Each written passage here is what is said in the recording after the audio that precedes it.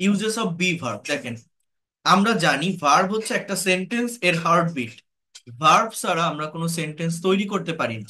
আর এই সমস্ত ভার্বের মধ্যে একটা গুরুত্বপূর্ণ ভার্ব হচ্ছে বি ভার্ব, যে ভার্বটি অনেক ফর্মে, অনেক নামে, বিভিন্ন ভাবে একটা সেন্টেন্স বা বাক্যে ব্যবহৃত হয়ে থাকে। তো এই বি এর অর্থ হচ্ছে হওয়া, থাকা বা কোনো কিছুর অবস্থান বোঝানো। ঠিক আছে? বি একটা ভার্ব, বিই, এটা একটা ভার্ব যার বাংলা অর্থ হওয়া, থাকা বা কোনো কিছুর অবস্থান বোঝানো। এখন এই যে বি ভার্বটা আপনারা দেখছেন, এই বি ভার্বের কয়েকটা ফর্ম আছে। বি নিজে একটা মেইন ভার্ব, আবার ব্যবহারের উপর ভিত্তি করে এর অনেকগুলো ফর্ম হয়ে থাকে। যেমন প্রেজেন্ট ফর্মে be and am is are, past ফর্মে was were, past participle been, present participle being. হ্যাঁ, এই যে সাতটা form, am is are, was were, been, being, এই সবগুলোরই বাংলা অর্থটা হচ্ছে হওয়া বা থাকা। টেন্সের পরিবর্তনের উপর নির্ভর করে এই এক একটা ফর্ম এক একটা স্ট্রাকচারে বসে থাকে। প্রেজেন্ট টেন্সের ভিতরে অ্যামিজার বসে। তো অ্যামিজার প্রেজেন্ট টেন্সের ভিতর কিন্তু শুধু প্রেজেন্ট কন্টিনিউয়াস টেন্সে না, প্রেজেন্ট ইনডিফিনিট টেন্সেও বসে। সেটা কেমন, আমি বিষয়টাকে যদি একটু আলাদা করে বলি।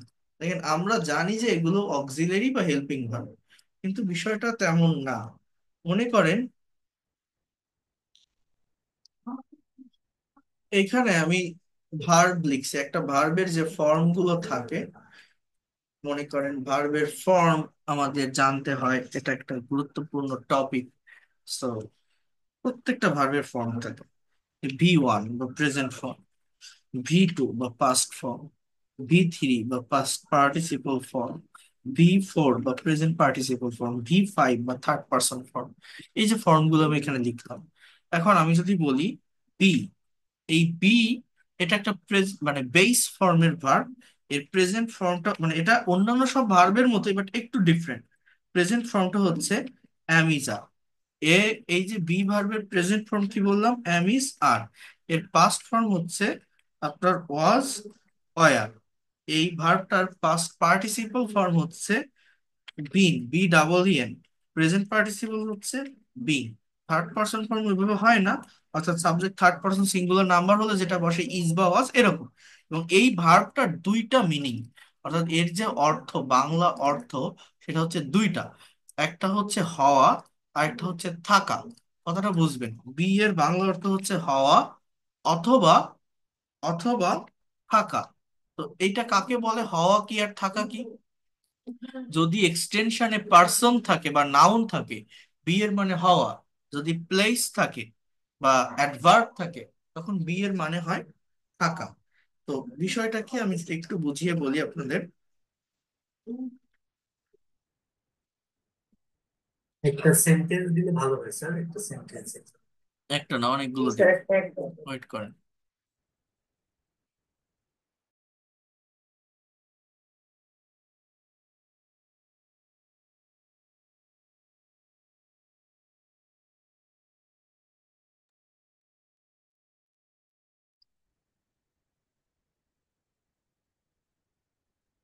আমি আরেকটু একটু টাইম নিচ্ছি, একটা মিনিট। আচ্ছা, তো এই বি এর মানে কি বললাম, যে হওয়া বা থাকা। এরপর দেখেন, আমি যদি ডু ভার্বের ব্যবহার করি, এই ডু মানে হচ্ছে আমরা জানি করা।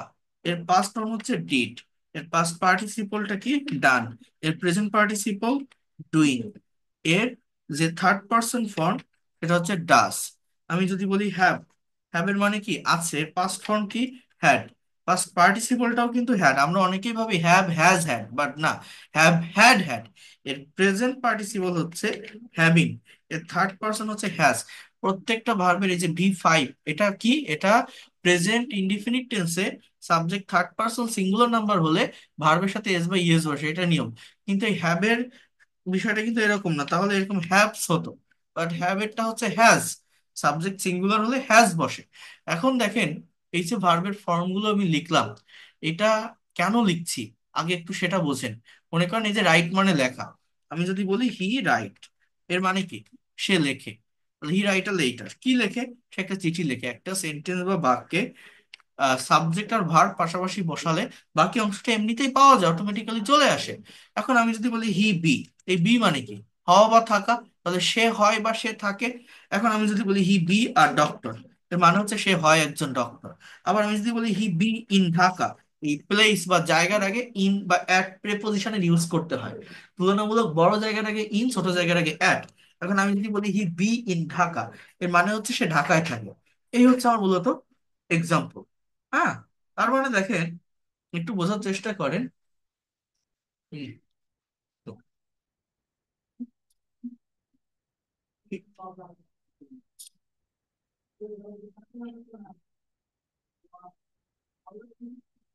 তাহলে দেখেন, যে কথাটা আমি বলছিলাম, ট্রাই টু আন্ডারস্ট্যান্ড হিয়ার।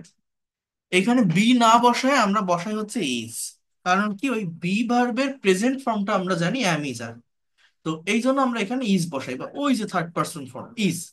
তো এইভাবে হি ইজ আ ডক্টর, মানে সে হয় একজন ডক্টর। আর আপনি যদি বলেন হি ইজ ইন ঢাকা, এর মানে হচ্ছে সে ঢাকায় থাকে। সে ঢাকায় থাকে। অর্থাৎ এখানে কি হচ্ছে, একটা প্লেসকে ইন্ডিকেট করলে এই ইজের মানে থাকা, পার্সনকে ইন্ডিকেট করলে ইজের মানে হওয়া। তাহলে এই যে he is a doctor or he is in Dhaka, এটা কোন টেন্স? এটা কি কোনো কন্টিনিউয়াস? না, এটা কিন্তু প্রেজেন্ট ইনডেফিনিট টেন্সের sentence. He writes a letter. হ্যাঁ, প্রেজেন্ট ইনডেফিনিট, এটাও তাই। তাহলে আমি যদি আপনাকে বলি যে হি রোট আ লেটার, সে একটা চিঠি লিখেছিল, পাস্ট ফর্ম বসালে আমার পাস্ট ইনডিফিনিট টেন্স হয়। তো এইখানে হি ইজ আ ডক্টর না বলে আমি যদি বলি যে অজ হি ওয়াজ আ ডক্টর, এর বাংলা অর্থ হচ্ছে সে একজন ডাক্তার ছিল। তাহলে এটা কোন টেন্স? ওয়াজ এর থাকলেই পাস্ট কন্টিনিউয়াস হবে না, এটা পাস্ট ইনডিফিনিট। এই ওয়াজটা এখানে মেইন ভার্ব। আপনি যদি বলেন হি ওয়াজ ইন ঢাকা, সে ঢাকায় ছিল।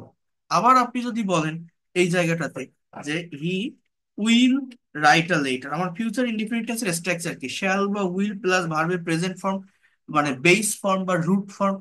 এইখানে হি উইল, এবার বি কিন্তু একটা ভার্ব, বি নিজেই কিন্তু একটা ভার্ব। আবার এর প্রেজেন্ট ফর্ম অ্যাম ইজ আর, এই বিটা হচ্ছে একদম বেস ফর্ম বা রুট ফর্মের ভার্ব। তো আপনি যদি বলেন হি উইল বি, বি মানে হওয়া বা থাকা, তাহলে উইল বি মানে হবে বা থাকবে। তাহলে he will be a doctor, সে একজন ডাক্তার হবে। বা হি উইল বি, আপনি যদি বলেন ইন ঢাকা, এর বাংলা অর্থ হচ্ছে সে ঢাকায় থাকবে। তাহলে এখানে আপনি যদি বলেন he is writing a letter, এটা কোন টেন্স? Present continuous tense. সে একটা চিঠি লিখছে, লিখিতেছে। এখন আপনি যদি বলেন হি ইজ বিং, এই বি এর কন্টিনিউয়াস ফর্মটা কি? এই রাইট এর কন্টিনিউয়াস ফর্ম যেমন রাইটিং, এই বি এর কন্টিনিউয়াস ফর্ম হচ্ছে being, B E I N G. হওয়া বা থাকা, তাহলে হচ্ছে বা থাকছে। তাহলে আপনি যদি বলেন he is being a doctor, এর মানে হচ্ছে সে একজন ডাক্তার হচ্ছে। ডাক্তার হওয়াটা তার একটা প্রোগ্রেসের ভিতর আছে। হ্যাঁ, অথবা he is be in Dhaka, হ্যাঁ সে ঢাকায় থাকছে। আমরা বলি না he is staying in Dhaka, he is living in Dhaka, সে ঢাকায় বাস করছে। তো he is being in Dhaka, same meaning দেয়। লিভ, স্টে এর পরিবর্তে বি এর ব্যবহার করা যায়। তো এটা, তাহলে আমি কন্টিনিউয়াস টেন্সে ব্যবহার করতে পারলাম। আপনি যদি বলেন যে he has written, WRITTEN a letter, সে একটা চিঠি লিখেছে, তাহলে এই রাইটের পাস্ট পার্টিসিপল রিটেন। তাহলে এই বি এর পাস্ট পার্টিসিপল কি? বিন। তাহলে বি মানে কি? হওয়া বা থাকা। তাহলে বিন মানে কি? হয়েছে বা থেকেছে। আপনি যদি বলেন he has been a doctor, এর বাংলা অর্থ কি? সে একজন ডাক্তার হয়েছে। বা he has been in Dhaka, এর বাংলা অর্থ কি? সে ঢাকায় থেকেছে। তাহলে আমার এই কথাটা আপনারা একটু মনোযোগ দিয়ে বোঝার চেষ্টা করবেন বা নেওয়ার চেষ্টা করবেন। আমি এই যে আমি এই যে বিন বা বিং বসালাম, আমরা অনেকেই মনে করি যে হ্যাভ বিন বা হ্যাজ বিন, হ্যাভ বিন বা হ্যাজ বিন আমাদের পারফেক্ট কন্টিনিউয়াস টেন্সে বসে বা প্যাসিভে বসে, বা এই যে being, is being, are being প্যাসিভে বসে। কিন্তু না, এগুলো কিন্তু প্যাসিভ না। এখানে এই বিংটাই মেইন ভার্ব, এটা কোনো পারফেক্ট কন্টিনিউয়াস টেন্সও না। এই বিংটাই মেইন ভার্ব, এটা কোনো প্যাসিভ না। অর্থাৎ আমার এই জিনিসটা হচ্ছে মূলত কি, আমি যেটা আপনাদেরকে মেইনলি বোঝাতে চাচ্ছি, আমরা এই যে অ্যাম ইজ আর, অজয় আর, বিন, বিং, এই ভার্বগুলোকে আমরা অক্সিলারি ভার্ব হিসেবে চিনি, হেল্পিং ভার্ব হিসেবে চিনি। বিষয়টা এরকম না। এই ভার্বগুলো, সব কথার এক কথা হচ্ছে, এই ভার্বগুলোরও অন্যান্য সকল প্রিন্সিপাল ভার্ব বা ফাইনাইট ভার্বের মতো নিজস্ব একটা অর্থ আছে, নিজস্ব একটা মিনিং আছে। সেটা হচ্ছে হওয়া বা থাকা, একটু ভিন্ন। হ্যাঁ, অর্থাৎ অন্যান্য ভার্বের যেমন 5টা ফর্ম আছে, অন্যান্য ভার্বগুলোকে আপনি যেমন 12টা টেন্সে ব্যবহার করতে পারেন, এই ভার্বগুলোরও 5টা ফর্ম আছে। এই ভার্বগুলো তাদের নিজস্ব অর্থ অনুযায়ী, নিজস্ব নিজস্ব মিনিং অনুযায়ী আমার যে কোনো টেন্সের স্ট্রাকচারে বসতে পারে এবং কি, এবং অর্থ দিতে পারে। আবারও বলছি, যে কোনো টেন্সের স্ট্রাকচারে বসতে পারে এবং তারা অর্থ দিতে পারে। সো এই বিষয়টা আপনাদেরকে বোঝার চেষ্টা করতে হবে, এই জায়গাটাকে জাস্ট নেওয়ার একটু চেষ্টা করতে হবে। কি কি বললাম? এই যে am, is, are, was, wire, আমরা জানি যে এগুলো শুধু কন্টিনিউয়াস টেন্সে বসে। হ্যাভ বিন, হ্যাজ বিন, এগুলো যে পারফেক্ট কন্টিনিউয়াস টেন্স বা প্যাসিভ ভয়েসে বসে, এরকম না। এগুলো আমার মেইন ভার্ব হিসাবেও বসতে পারে তাদের নিজস্ব মিনিং অনুযায়ী, যে কোনো টেন্সের স্ট্রাকচারে, ইভেন অ্যাক্টিভ সেন্টেন্সেই। কথাটা কি আমি বোঝাতে পেরেছি? কেউ কি বুঝতে পারছেন আমার কথাটা? আমরা যে টেন্সের স্ট্রাকচারের ভিতর সীমাবদ্ধ থাকি, হ্যাভ বিন বা হ্যাজ বিন দেখলেই আমরা মনে করি যে এটা পারফেক্ট টেন্স, কিন্তু না। এই জায়গাটা থেকে মানে বের হয়ে আসতে হবে, আমাকে অ্যাকচুয়াল ভার্বটা চিনতে হবে। হ্যাঁ, এটা হচ্ছে মেইন কথা। অ্যাকচুয়াল ভার্বটাকে আমার চেনার চেষ্টা করতে হবে। So here you can see, just wait a minute, একটু টাইম দেন। আমি এবার আপনাদের একটু সামনের দিকে আসি, এখানে একটু দেখেন। তাহলে এই যে বাক্যগুলো, এই বাক্যগুলো আমার মূলত কোন টেন্সে লেখা? দেখেন, subject plus be verb plus complement, অর্থাৎ নাউন বা প্রোনাউন। এখানে দেখেন, I am a doctor. He's a teacher. They are farmers. Rahim is a good boy. You're a very smart girl. He's good at English. Karim is a scientist. Rupa is a beautiful girl. They are very intelligent. Robi is a good teacher. He is tall. He is very strong. His eyes color is black. Bangladesh is a beautiful country. All sentences are written in present indefinite tense. ঠিক আছে? এগুলো কিন্তু সবই আমার present indefinite টেন্সের sentence, not continuous.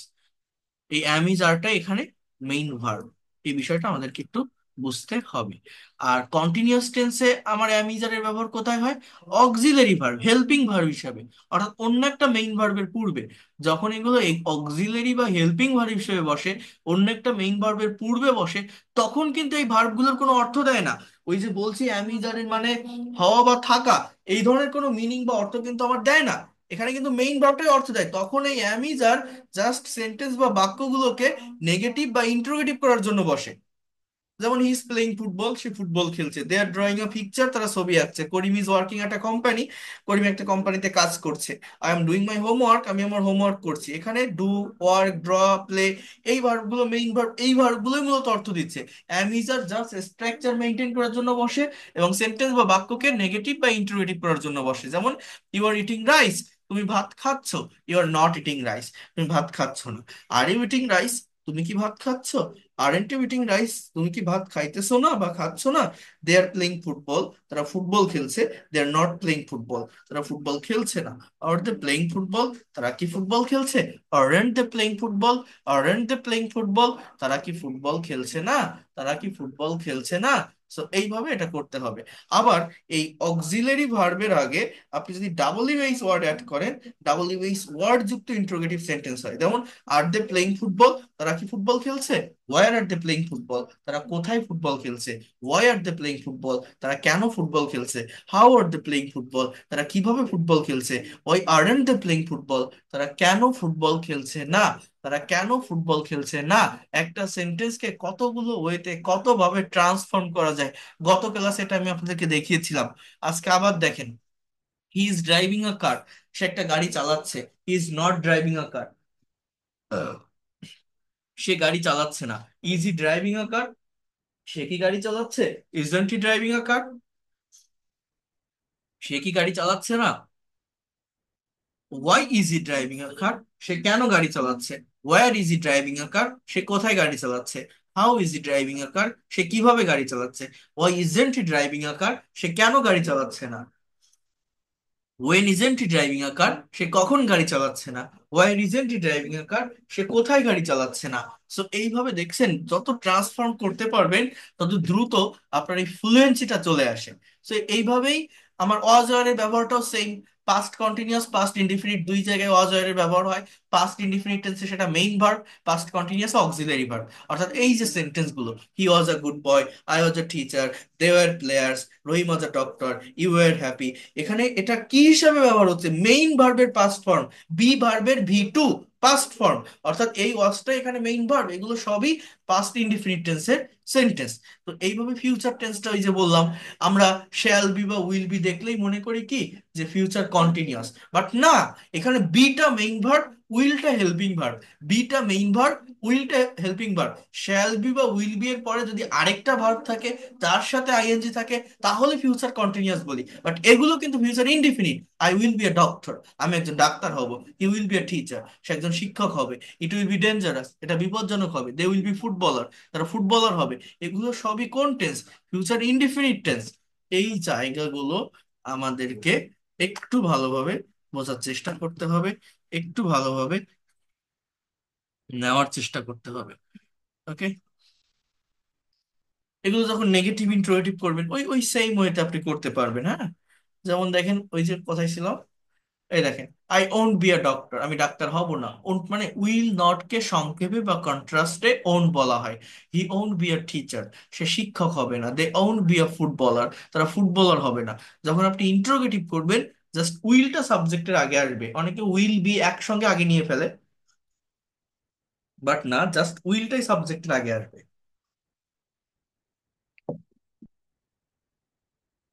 যেমন, will he be a doctor, সে কি একজন ডাক্তার হবে। উইল দে বি ফুটবলার, তারা কি ফুটবলার হবে। Will you be a teacher, তুমি কি একজন শিক্ষক হবে। তো এইভাবে এগুলো করতে হবে। এখন এখানে আবার ফিউচার কন্টিনিউয়াসও দেওয়া আছে। যেমন, এটা শ্যাল বি বা উইল বি এর পরে ভার্বের সঙ্গে আইএনজি, এটাকে আমরা ফিউচার কন্টিনিউয়াস বলি। যেমন, I will be eating rice, আমি ভাত খেতে থাকবো। He will be driving a car, সে গাড়ি চালাতে থাকবে। They will be playing football, তারা ফুটবল খেলতে থাকবে। এরকম তখন ওই বি এর মানে ওই হওয়া থাকা ওই ধরনের আমার আসবে, বাট মেইন ভার্বের সঙ্গে অ্যাড হয়ে eating, driving, playing, doing, going, এগুলো সব। তো এই হচ্ছে মেইন বিষয়। যে সব কথার এক কথা আবারও বলছি, এই যে am, is, are, was, were, shall be, will be, এগুলোকে যে আমরা অক্সিলারি বা হেল্পিং ভার্ব হিসেবে চিনি, অন্য একটা মেইন ভার্বের আগে বসাই, কন্টিনিউয়াস টেন্স গুলোতে বসাই, এইটা থেকে স্কিপ করে আমার এই ধারণাটা নিতে হবে, অক্সিলারি বা হেল্পিং ভার্ব হিসেবে এগুলো বসবে নির্দিষ্ট টেন্স অনুযায়ী একটা মেইন ভার্বের পূর্বে, তখন এরা কোনো অর্থ দেয় না, দ্যার ইজ নো মিনিং। সেন্টেন্সকে নেগেটিভ বা ইন্টারোগেটিভ করার জন্য বসে, ওই সেন্সটা মেনটেন করার জন্য বসে। কিন্তু এই সবগুলো ভার্বই অ্যাজ আ মেইন ভার্ব যে কোনো টেন্সের স্ট্রাকচারে তাদের নিজস্ব ফর্ম অনুযায়ী বসতে পারে এবং অর্থ দিতে পারে। That is the main things. Main verb অনুযায়ী বসতে পারে, মেইন ভার্ব হিসাবে বসতে পারে। এরা শুধুমাত্র অক্সিলারি ভার্ব না। এবার দেখেন, আমি যদি একটু ডু ভার্বের কথা বলি, এই যে ডু, ডাজ, ডিড, এই ভার্বগুলোকে আমরা অনেক বেশি ব্যবহার করি। এখন এটার ব্যবহারটা কি? ডু মানে আমরা জানি করা। ডু মানে কি? করা। এখন দেখেন, আমি যদি এটা টেন্সের মানে ভার্বের ফর্মের পরিবর্তন করি, do, did, done, doing, does, I do my work, আমি আমার কাজ করি। হি ডিড হিজ ওয়ার্ক, সে তার কাজ করেছিল। He has done his work, সে তার কাজ করেছে। এখানে দুটা মেইন ভার্ব হিসেবে আমি ইউজ করছি বা বসাচ্ছি। তো এই যে ডু এর অর্থ করা, যেটা আমরা মেইন ভার্ব হিসেবে এখানে ইউজ করছি, কিন্তু দেখেন, একটা জায়গা বোঝেন, এই ডু ভার্বের সবচেয়ে গুরুত্বপূর্ণ যে ব্যবহার সেটি হচ্ছে, এরা প্রেজেন্ট ইনডিফিনিট এবং পাস্ট ইনডিফিনিট টেন্সের সেন্টেন্সকে নেগেটিভ বা ইন্টারোগেটিভ করার জন্য বসে। এই দেখেন, আমি যদি বলি ডু ইউ লার্ন ইংলিশ, এটার ইংরেজি কি বলেন তো? বাংলা কি? তুমি কি ইংরেজি শেখো? তো লার্ন মানে শেখা, এই ওয়ার্ডটার অর্থ প্রকাশ পাচ্ছে। আমি কিন্তু এখানে ডু ব্যবহার করছি। ডু মানে আমরা জানি করা। করা নামের কোনো শব্দ কি প্রকাশ পাচ্ছে? ডু ইউ লার্ন ইংলিশ, এখানে কোনো কড়া শব্দ আসছে বাংলায়? আসতেছে না। কেন? ওই ডুটা শুধুমাত্র কোশ্চেন করার জন্য ব্যবহার হচ্ছে। ডু এর যে অ্যাকচুয়াল মিনিং আছে, ডু মানে যে কর একার করা, এই অর্থ সেখানে দিচ্ছে না। যখন ওই ডুটা হেল্পিং ভার্ব হিসেবে বসছে, কোশ্চেন করার জন্য বসছে, বা ডুটা যখন মেইন ভার্ব হিসেবে বসে, তখন অর্থ দেয়। তো এইখানে সেই কথাটাই বলছে, আমি গত ক্লাসে বলছিলাম, আমাদের টোটাল টেন্সের স্ট্রাকচার আছে 12টা। এই 12টা স্ট্রাকচারের ভিতর 10টাতেই অক্সিলারি ভার্ব বা হেল্পিং ভার্ব থাকে, দুইটাতে থাকে না, প্রেজেন্ট ইনডিফিনিট এবং পাস্ট ইনডিফিনিট টেন্সে কোনো অক্সিলারি ভার্ব থাকে না। এই জায়গায় অক্সিলারি ভার্ব হিসেবে আমরা ডু ডাজ ডিড এর ব্যবহারটা করে থাকি। 10টাতে থাকে মানে কি, সেগুলোর সঙ্গে মানে আমার নিয়ম যে কোনো সেন্টেন্স বা বাক্যকে নেগেটিভ করার জন্য ওই সেন্টেন্স বা বাক্যের ভিতরে যে অক্সিলারি বা হেল্পিং ভার্বটা থাকে তার সাথে নট বসালে একটা বাক্য নেগেটিভ হয়, অক্সিলারি বা হেল্পিং ভার্বটা সাবজেক্টের আগে আনলে ইন্ট্রোগেটিভ হয়। যেমন আই এম ইটিং রাইস, আমি ভাত খাচ্ছি। I am not eating rice, আমি ভাত খাচ্ছি না। আমি ভাত খাচ্ছি না। He is playing football, he is not playing football. তাহলে এগুলো কন্টিনিউয়াস টেন্স, এখানে অক্সিলারি আছে, নেগেটিভও সহজে করতে পারছি। They are watching TV, they are not watching TV. You are driving a car, you are not driving a car. Rahim has completed his work, Rahim has not completed his work. I have eaten my dinner, I have not eaten my dinner. He has finished his homework, he has not finished his homework. They were playing football, they were not playing football. So এই যে বাক্যগুলো আপনারা দেখছেন, I was singing a song, I was not singing a song. He had gone to Kolkata, he had not gone to Kolkata. He will play football, he will not play football. I will go to the market, I won't go to the market.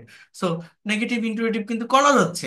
I am eating rice, am I eating rice? He is playing football, is he playing football? They are watching TV, are they watching TV? মানে কি, আমি কি ভাত খাচ্ছি, সে কি football খেলছে, তারা কি টিভি দেখছে? আর ইউ ড্রাইভিং আ কার, তুমি কি গাড়ি চালাচ্ছ? Has Rahim completed his work, রহিম কি তার কাজ সম্পন্ন করেছে? Have I eaten my dinner, আমি কি আমার ডিনার করেছি? Has he finished his homework, সে কি তার হোমওয়ার্ক সম্পন্ন করেছে? ওয়ার দে প্লেইং ফুটবল, তারা কি ফুটবল খেলতেছিল? Was I singing a song, আমি কি গান গাচ্ছিলাম? Had he gone to Kolkata, সে কি কলকাতা গিয়েছিল? উইল হি প্লে ফুটবল, সে কি ফুটবল খেলবে? Will I go to the market, আমি কি বাজারে যাব? Will he be driving a car, সে কি গাড়িটা চালাতে থাকবে? সো এইভাবে কিন্তু আমরা নেগেটিভ বা ইন্টারোগেটিভ করি। কিন্তু যে বাক্যগুলোতে অক্সিলারি ভার্ব নেই সেটা আপনি কিভাবে করবেন? যদি এইরকম কিছু সেন্টেন্স থাকে, I play football, he sat in the restaurant, they go to school, he writes a letter, he discuss the matter, I spoke in English, এগুলো প্রেজেন্ট এবং পাস্ট ইনডিফিনিট টেন্সের সেন্টেন্স। তো এগুলো যখন আপনি নেগেটিভ বা ইন্টারোগেটিভ করবেন, তখন কিন্তু আপনি ডু ডাজ ডিড এর ব্যবহারটা আপনাকে করতে হবে। যেমন I play football, I don't play football. They draw picture, they don't draw picture. You eat rice, you don't eat rice. I write a letter, I don't write a letter. I sing a song, I don't sing a song.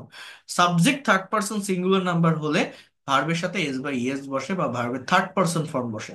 যখন আপনি negative বা interrogative করেন, do এর সাথে ওই ইএসটা বসে যায়, অর্থাৎ ডাজ, এটা ভার্বের third person form.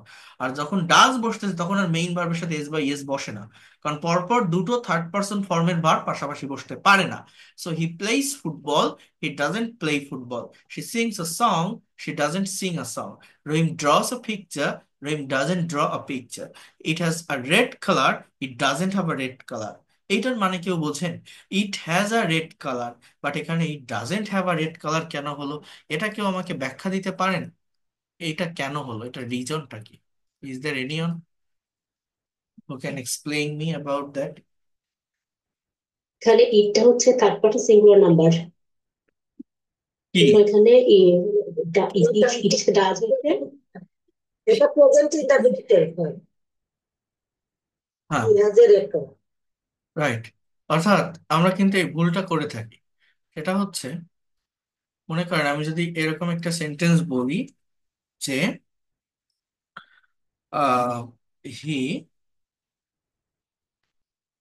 Has a কার, তার একটা গাড়ি আছে। আমি যদি বলি এটা নেগেটিভ, কারণ অনেকে বলে যে has he has not a car, এরকম আমরা লিখি হি হ্যাজ নট আ কার, তার গাড়ি নেই। হ্যাঁ, কিন্তু এটা কি কারেক্ট সেন্টেন্স? আমি যদি বলি আই হ্যাড আ কার, আমার একটা গাড়ি ছিল। আমি যদি বলি আমার গাড়ি ছিল না, অনেকে বলে আই হ্যাড নট আ কার। এটা কি কারেক্ট? না। কেন না? কারণ এই হ্যাজ বা এই হ্যাড এখানে মেইন ভার্ব। মেইন ভার্বের সঙ্গে নট বসায় কি কখনো বাক্য নেগেটিভ করা যায়? যায় না। অনেকে হ্যাভ হ্যাজ দেখলেই মনে করে এটা perfect tense, past perfect, present perfect. এটা কি পারফেক্ট টেন্স? না, এটা প্রেজেন্ট ইনডিফিনিট, এটা পাস্ট ইনডিফিনিট। বিষয়টা বুঝতে হবে।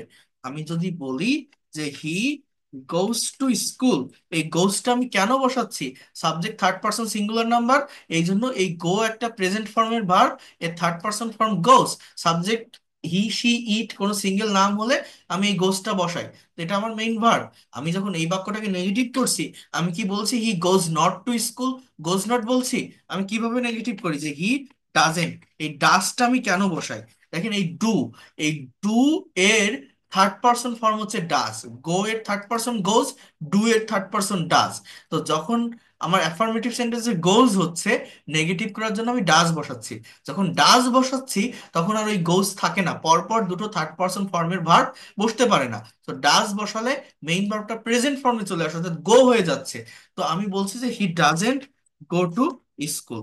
তাহলে আমি যখন গোস টু স্কুলকে গোজ নট টু বলছি না, তাহলে আমি এখানে কেন হি হ্যাজ আ কার এটাকে হ্যাজ নট বলবো? আমাকে কি বলতে হবে? আমাকে বলতে হবে হি, কারণ এটা প্রেজেন্ট ইনডিফিনিট টেন্স, তার একটা গাড়ি আছে। হি ডাজেন্ট, এর এই ডাজ যখন আমি বসাচ্ছি, আমি আর হ্যাজ বসাবো না, আমি হ্যাভ বসাবো। Have a car. এখন কেন হ্যাভ বসাবো? দেখেন, এই গো এর third person form goes, do এর third person form does, ES বসছে তাই না? কিন্তু এই হ্যাভ এর থার্ড পারসন ফর্ম কিন্তু এরকম হ্যাভস না। এটা কিন্তু একটু ডিফারেন্ট। আমরা বলি যে প্রেজেন্ট ইনডিফিনিট টেন্সে subject third person singular number হলে ভার্বের সাথে এস বা ইএস বসে, বাট এই জায়গাটা কি সেই রুলস বা সেই সূত্র কাজে লাগলো? লাগলো না। এই জন্য আমি বলি ভার্বের 5টা ফর্মই পড়তে হয়। আমাদের বইগুলোতে 3টা ফর্ম থাকে, আমরা মনে করি বাকি 2টা ফর্ম, এই যে আইএনজি যুক্ত যেটা আর এই যে এস বা ইএস, এটা ওই টেন্স শেখার সঙ্গে সঙ্গে হয়ে যায়। তো টেন্স শিখে যদি এটা করতে চান, আপনি তো এরকম হ্যাভস দিবেন, হ্যাজ তো আর দিবেন না। তো এই জন্য বলছি এটাও জানার প্রয়োজন আছে। তো আমার হ্যাবের থার্ড পারসন ফর্মটা কিন্তু হ্যাভস না, একটু ডিফারেন্ট, সেটা হচ্ছে হ্যাজ। মানে subject third person singular number হলে যেমন গোজ হয়, যেমন ড্রজ হয়, যেমন ডাজ হয়, এখানে হয় আমার হ্যাজ। এই জন্য হি হ্যাজ আ কার। আর যখন আমি নেগেটিভ করছি, আমার অবশ্যই ডাজের ব্যবহার করতে হবে। গোজ থাকলে, ড্রজ থাকলে, ইটস থাকলে আমি ডাজ ব্যবহার করছি। আর ডাজ যখন ব্যবহার করছি, তখন আর গোজ থাকছে না, গো হয়ে যাচ্ছে। তাহলে ডাজ যখন ব্যবহার করছি, এই হ্যাজ আর থাকবে? থাকবে না, আমার হ্যাভ হয়ে যাবে, অর্থাৎ প্রেজেন্ট ফর্মে চলে আসবে ভার্বটা। গোসটা তো গোতে চলে যাচ্ছে। তাহলে he has a car, he doesn't have a car. তাহলে হি হ্যাড এ কার, তার একটা গাড়ি ছিল। তাহলে এই হ্যাডটা কি? পাস্ট ফর্মের ভার্ব। এই যে হ্যাড মানে ছিল, এই ডু এর পাস্ট ফর্ম কি? ডিড। যখন আমি নেগেটিভ করি, আমি ডিডের ব্যবহার করি। তাহলে আমি যখন বলছি হি ডিডেন্ট, তখন আমার আর ওই হ্যাড থাকবে না। হ্যাডও পাস্ট ফর্ম, ডিডও পাস্ট ফর্ম, দুটো পাস্ট ফর্মের ভার্ব পরপর বসতে পারে না। ডাজও থার্ড পারসন ফর্ম, হ্যাজও থার্ড পারসন ফর্ম, দুটো থার্ড পারসন ফর্ম পরপর বসতে পারে না। সো এই ডিড বসলে হ্যাডটার থাকবে না, প্রেজেন্ট ফর্মে চলে আসবে। ডাজ বসলে হ্যাজ আর থাকবে না, প্রেজেন্ট ফর্মে চলে আসবে, অর্থাৎ হ্যাভ হয়ে যাবে। তাহলে হি হ্যাড আ কার, তার একটা গাড়ি ছিল। হি ডিডেন্ট হ্যাভ আ কার, তার গাড়ি ছিল না। তাহলে এই হচ্ছে আমার নিয়ম। আমার হ্যাজ নট, হ্যাড নট বসে কখন বসে? যখন এই হ্যাজ বা হ্যাড অক্সিলারি ভার্ব হিসেবে বসে। বাট এখানে তো এটা অক্সিলারি না, এখানে মেইন ভার্ব। আমি যদি বলি হি হ্যাজ প্লেড ক্রিকেট, অর্থাৎ সে, CRICKET, সে ক্রিকেট খেলেছে, এইটা আমি যদি নেগেটিভ করি, আমার এরকম হবে হি has not played cricket. He has not played cricket, CRICKET। কারণ এখানে প্লে মানে খেলা, এই ওয়ার্ডটা মূলত মেইন ভার্ব, হ্যাজটা এখানে অক্সিলারি ভার্ব, এই জন্য আমি এটার সাথে নট বসাতে পারছি। আমরা জানি হ্যাভ হ্যাজ মানে আছে, এইখানে হ্যাজের কোনো অর্থ দিবে না, এখানে প্লে মানে খেলা, এই ওয়ার্ডটাই মূলত অর্থ দিবে। এটা জাস্ট স্ট্রাকচার মেনটেন করার জন্য পড়ছে। He has played cricket, say cricket খেলেছে। আর হ্যাজ হ্যাড মানে এই যে অক্সিলারি ভার্বটা কেন বসছে? নেগেটিভ বা ইন্টারোগেটিভ করার জন্য। হি হ্যাজ নট প্লেড ক্রিকেট। যখন আমার have has had auxiliary verb হিসেবে বসে, অন্য একটা মেইন ভার্বের পূর্বে বসে, তখন আপনি নট বসাতে পারেন। বাট ওই ভার্বগুলোই যখন মেইন ভার্ব হিসেবে বসতেছে, প্রেজেন্ট ইনডিফিনিট বা পাস্ট ইনডিফিনিট টেন্স হচ্ছে, তখন হ্যাজ নট, হ্যাড নট বসাবেন না। আমার যেভাবে নিয়ম সেটাই, অর্থাৎ do not, does not, did not এর ব্যবহার করে সেন্টেন্সগুলোকে কভার করতে হবে। কেউ কি কথাটা বুঝতে পারছেন? এগুলো কিন্তু বেসিক গ্রামার, খুবই কম্পালসারি থিংস, একদমই বেসিক। বাট অনেকেই ভালো ইংরেজি জানা সত্ত্বেও এই জায়গাগুলো সম্পর্কে ক্লিয়ার কনসেপ্ট নেই, থাকে না। না থাকার কারণে যখন ছোট ছোট সেন্টেন্স বলতে যায়, তারা কনফিউশন ফেস করে, প্রবলেম ফেস করে, সাহস করে কনফিডেন্টের সাথে একটা সেন্টেন্স বা বাক্য বলতে পারে না। এই জন্য এই জায়গাগুলো সম্পর্কে ক্লিয়ার একটা কনসেপ্ট রাখা দরকার। এগুলো না থাকলে প্র্যাকটিক্যাল স্পিকিং এ আপনি ভালো করতে পারবেন না, কনভারসেশনে ভালো করতে পারবেন না। বাট এগুলো জেনে গেলে আপনি কনফিডেন্টের সাথে যে কোনো কিছু আপনি ইংলিশে বলতে পারবেন বা লিখতে পারবেন। বুঝতে পারছেন? বিষয়টা খুবই মানে বেসিক থিংস, কিন্তু এটা অনেকেই यस জানে सर। না। जी सर जी। जी सर। কথা ক্লিয়ার? কেউ শিখতে পারছেন? নতুন নতুন কোন ধারণা পেয়েছেন এই জায়গা সম্পর্কে? जी सर। जी सर। Yes sir. तुमको काम से কি করছেন আছে বলেন। স্যার আমরা যখন ওই প্রেজেন্ট ইনডিফিনাইট টেন্স হিসেবে এম ইজ আর ব্যবহার করছি, তো ওইটার ক্ষেত্রে যখন আমি নেগেটিভ করছি তো এম ইজ আর এর সাথে তো নট বসাইতেছি। তো হ্যাঁ, আপনি তো বললেন যে যখন এম ইজ আর বা যেটা বি ভার্ব মেইন ভার্ব হিসেবে কাজ করে তখন আমরা সরাসরি তার সাথে নট বসাতে পারি না। তো এই ক্ষেত্রে আমরা কেন নট বসাই? যেমন যদি বলি আই এম ফেরদৌস, এখন যদি বলি আমি ফেরদৌস না, তো আই এম নট ফেরদৌস, তো এরকম একটা বলি। এখানে am is are auxiliary verb হিসেবেও বসে, বসে না? যখন অন্য একটা মেইন ভার্বের পূর্বে বসে তখন অক্সিলারি ভার্ব বলছি, আর যখন এটা একা বসতেছে তখন মেইন ভার্ব বলছি। এখন আপনি বলছেন যে আমি যখন এগুলোকে নেগেটিভ করছি তখন অ্যাম নট, ইজ নট, আর নটই বসাচ্ছি, যেটা আমাদের মেইন ভার্বের সাথে নট বসানো হয়ে যাচ্ছে। এইখানে বিষয়টা হচ্ছে এই অ্যাম ইজ আর ওই বি ভার্বটার ভাঙা একটা ফর্ম। ভাঙা একটা ফর্ম মানে বি ভার্বটার প্রেজেন্ট ফর্ম। এই অ্যামিজারকে আর কোনো ফর্মে ট্রান্সফার করা যায় না। এই জন্যই এই সেন্টেন্সগুলোকে নেগেটিভ বা ইন্টারোগেটিভ করার জন্য আমার ওই অ্যামিজারের সঙ্গেই নট বসাতে হয়। অর্থাৎ প্রেজেন্ট ফর্মও এখানে অ্যামিজার, আমার থার্ড পারসন ফর্মও ওই ইজ, মানে যেটা subject third person singular number হলে বসে ওইটা। তার মানেটা কি?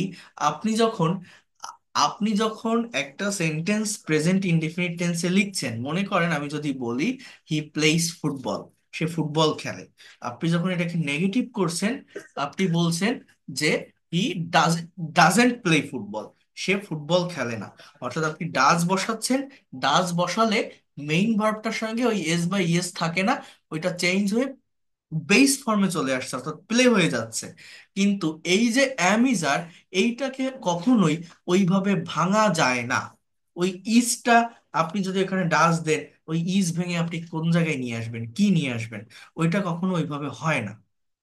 এটা না হওয়ার কারণে আমাদের ওই অ্যামিজারের সঙ্গে নট বসানো যায়। ওই যে প্রথমেই ভার্বের ফর্ম দেখানোর সময় বলছিলাম না, যে এগুলো অন্যান্য সব প্রিন্সিপাল ভার্বের মতো মেইন ভার্ব হিসাবে, ফাইনাইট ভার্ব হিসাবে সব সেন্টেন্সে তাদের নিজস্ব অর্থ অনুযায়ী বসতে পারে। অন্যান্য ভার্বের মতোই ভার্ব, বাট একটু ডিফারেন্ট। এই যে বলছিলাম না, একটু ডিফারেন্ট, এতে দুইটা অর্থ দেয়। বা এটায় বি ভার্বটা বেস ফর্মের ভার্ব, আর অ্যাম ইজ আর এর প্রেজেন্ট ফর্ম। এরকম অন্য কোথাও হয় না। প্রেজেন্ট ফর্মটাই বেস ফর্ম সব ভার্বের, কিন্তু এই জায়গাটায় বি কিন্তু প্রেজেন্ট ফর্ম হিসাবে ব্যবহৃত হয় না। যদি হতো তাহলে হয়তো আপনি ওইখানে ডাজ বসায় ইজ ভেঙে ডাজের পরিবর্তে বি দিতে পারতেন, বাট সেটা হয় না। বিটা শুধুমাত্র রুট ফর্ম বা বেস ফর্ম হিসাবে মডাল ভার্বের পরে বসানো যায়। ওই ওই অ্যামিজারকে আর ভাঙা যায় না বিদায় ওইটা অন্য কোনো ভার্বের ফর্মের সঙ্গে ইউজ করে ট্রান্সফর্ম করা যায় না। এই জন্য অন্য কোনো ভার্ব নিয়ে ওই সেন্টেন্সগুলোকে নেগেটিভ বা ইন্টারোগেটিভ করা হয় না। আর যেহেতু এই জায়গাটাতে পার্সনকে ইন্ডিকেট করে, আর কোনো ভার্ব নেওয়ার প্রয়োজন হয় না, এই জন্য অ্যাম ইজ আর এর সঙ্গে নট বসানো যায়। অর্থাৎ অ্যাম ইজ আরটা কখন ব্যবহৃত হচ্ছে? যখন আপনি প্রেজেন্ট ইনডিফিনিট টেন্সে আমার এক্সটেনশনে পার্সনের ব্যবহার করছেন, তখন অ্যাম ইজ আর এর ব্যবহার হচ্ছে। যখন আপনি প্রেজেন্ট ইনডিফিনিট টেন্সে ভার্বের ব্যবহার করছেন, তখন আপনার ডু ডাজ ডিড এর ব্যবহার হচ্ছে। যেমন মনে করেন আমি যদি বলি সে সে একজন ফুটবল প্লেয়ার, তাহলে এটা আমার পার্সন, ব্যক্তি, he is a football player. কিন্তু আমি যদি বলি সে ফুটবল খেলে, তখন আমি বলছি হি প্লেস ফুটবল। তো সে ফুটবল খেলে না, হি ডাজেন্ট প্লে ফুটবল। সে ফুটবল প্লেয়ার না, হি ইজেন্ট আ ফুটবল প্লেয়ার। অর্থাৎ এই জিনিসটা আমার বুঝতে হবে যে ডু ডাজ ডিড কখন বসতেছে, অ্যাম ইজ আর কখন বসতেছে। যদি এই যে পার্সন বা ওই যে প্লেসের কথা বললাম, এইটা থাকলে অ্যাম ইজ আর ভার্ব থাকলে ডু ডাজ ডিড। অর্থাৎ অন্য একটা ভার্ব যদি থাকে, অ্যাকশন ভার্ব যদি আমার থাকে, কাজ করা যদি বোঝায়, তখন আমি ডু ডাজ ডিড দিয়ে নেগেটিভ বা ইন্টারোগেটিভ করছি ওই জায়গাটাতে। বুঝছেন আমি কি বলছি? এটা একটু ডিফারেন্ট। আমার এখানে ওই অ্যাম ইজ আর এর সঙ্গে নট ইউজ করতে হবে। আরেকটা কথা আমি বলি আপনাদের, সেটা হচ্ছে দেখেন, এই যে am is are, was, war, এর বাংলা অর্থ কি বললাম বলেন তো? হওয়া বা থাকা, আছে বা ছিল, এই ধরনের মিনিং দেয় কিন্তু। যেমন আমি যদি বলি যে আমার একটা পাখি ছিল, এখন আপনি জানেন যে ওয়াজ মানে ছিল। আপনি যদি বলেন আই ওয়াজ আ বার্ড, এর বাংলা অর্থটা কি ঠিক আছে, বা সেন্টেন্সটা কি ঠিক আছে? এই বাক্যটার অর্থ কি? এর অর্থটা এরকম হয়ে যায়, আমি একটা পাখি ছিলাম। কি হয়ে যায় বলেন তো? আমি একটা পাখি ছিলাম মানে অ্যামিজারের মানে থাকা, বা অজয়ের মানে থাকা। এটা কি থাকা? সাবজেক্ট নিজে কোনো কিছু থাকে। যেমন আপনি যদি বলেন আমি একজন ডাক্তার ছিলাম, আই ওয়াজ এ ডক্টর, এটা আবার কারেক্ট। অর্থাৎ অ্যামিজার অজয়ের সাবজেক্ট নিজে কিছু হয় বা নিজে কিছু থাকে বা ছিল, এইটা বোঝায়। আবার এই যে হ্যাভ, হ্যাজ, হ্যাড, এর মানেও আছে বা থাকা বোঝায়। কিন্তু এটা হচ্ছে কারো অধিকারে কোনো কিছু আছে বা কারো মালিকানায় কোনো কিছু আছে, এরকম বোঝায়। আমার একটা বাগান আছে, আই হ্যাভ আ গার্ডেন। তার একটা কুকুর আছে, হি হ্যাজ আ ডগ। এখন আমি যদি বলি যে আহ তার একটা বিড়াল ছিল, এখন আপনি মনে করেন যে বলছেন ওয়াজ মানে ছিল, আপনি যদি বলেন হি ওয়াজ আ ক্যাট, তাহলে ওই যে সে একটা বিড়াল ছিল, আপনাকে বলতে হবে হি হ্যাড আ ক্যাট, তার একটা বিড়াল ছিল। এখানে এই হ্যাডটা কি? Main verb. তাহলে আমি ঢাকায় আছি, আই অ্যাম ইন ঢাকা। আপনি যদি বলেন যে সে এখন রাজশাহী আছে, তাহলে আপনি জানেন যে আছে ইংরেজি হ্যাভ। আপনি যদি বলেন যে হি হ্যাজ ইন রাজশাহী, এটা কি হবে? হবে না। এর বাংলা অর্থ এরকম যে তার রাজশাহী আছে, মানে রাজশাহী ওই জায়গাটা তার, কিন্তু সে এখন রাজশাহীতে আছে, হি ইজ ইন রাজশাহী। অর্থাৎ সাবজেক্ট নিজে কোনো জায়গায় আছে বা নিজে কোনো কিছু ছিল, এখানে অ্যাম ইজ আর অজয়ের ব্যবহার হয়। আর সাবজেক্টের অধিকারে কোনো কিছু আছে বা মালিকানায় কোনো কিছু আছে বা ছিল বোঝালে হ্যাভ, হ্যাজ, হ্যাড এর ব্যবহার হয়। বুঝতে পারছেন আমার এই কথাটা কি বললাম? হ্যাঁ। জি স্যার, জি স্যার। অ্যামিজার অজয়ের থাকা বোঝায় বা হওয়া বোঝায়, থাকা বা হওয়া বোঝায়। সাবজেক্ট নিজে কোনো জায়গায় আছে বা নিজে কোনো জায়গায় ছিল। আর হ্যাভ, হ্যাজ, হ্যাড সাবজেক্টের অধিকারে বা মালিকানায়। আমার যে বইটা আছে, আজকে কেউ বইটা রিসিভ করেছেন? আমি যে বইটা পাঠিয়েছিলাম আজকে পেয়েছেন, এরকম কেউ আছেন যারা অর্ডার করেছিলেন, আজকে স্যার নিয়েছেন? গতকালকে পেয়েছি স্যার। গতকালকে পেয়েছিলাম স্যার। আচ্ছা, ওই বইটার ভিতরে এই do verb, be verb, have ভার্বের ডিটেলস চ্যাপ্টার লেখা আছে অনেক সুন্দরভাবে। পড়ে ফেলবেন, বুঝতে পারছেন? রিডিং পড়ে ফেলবেন, জি স্যার। দেখবেন এই জায়গাটা নিয়ে কোনো সমস্যা থাকবে না। পেয়েছেন বইতে এটা? ডু ভার্ব, বি ভার্ব পেয়েছেন না? হ্যাঁ হ্যাঁ জি স্যার। এটা এটা অনেক জি ভালোভাবে দেওয়া এই চ্যাপ্টার গুলো। হ্যাঁ, স্যার। অনেক ভালোভাবে এগারো দেওয়া। নম্বর চ্যাপ্টার। হ্যাঁ, 11, 12। 11, 12, 13 চ্যাপ্টারে আছে, এটা অনেক সুন্দর করে স্যার। ডিটেলসে ডেসক্রাইব করা। আপনারা এটা দেখবেন, এইগুলো নিয়ে সমস্যা থাকবে না। কারণ আমরা অনেকেই বিভিন্ন রুলস প্র্যাকটিস করি, বিভিন্নভাবে স্পিকিং করার, রাইটিং শেখার চেষ্টা করি, বাট এই বেসিক জায়গাগুলো আমরা কমপ্লিট করি না। তো এটা কমপ্লিট না করলে, এগুলো ভালোভাবে না শিখলে, আপনি যত অ্যাডভান্স লেভেলে যান, যাই করেন না কেন, সব জায়গাতে একটা কনফিউশন ফেস করবেন। বাট এগুলো ক্লিয়ার থাকলে জি স্যার। কনফিডেন্টের সাথে কথা বলা যায়, সবকিছু জানা যায়। এটা হচ্ছে মেইন বিষয়। Okay, so that's all for today. ভালো থাকেন হ্যাঁ। সবাই। হ্যাঁ।